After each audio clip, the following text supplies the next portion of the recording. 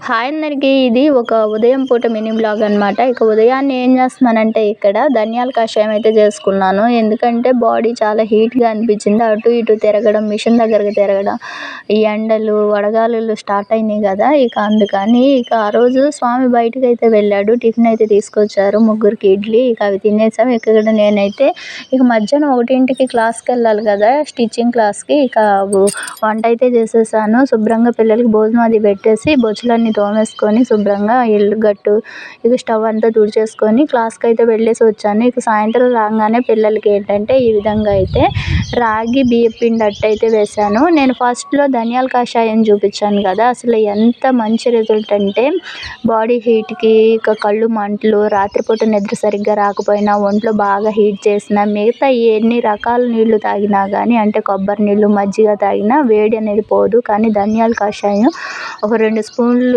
ధనియాలకి ఒక 2 గ్లాసులు నీళ్ళు ఒక గ్లాస్ అయ్యేలాగా మరిగించుకొని శుభ్రంగా తాగితే సూపర్ ఉంటుంది. ఇక్కడ ఆ రోజు మంగళవారం అనుకుంటా ఇలా ధూపం అయితే వేశాను.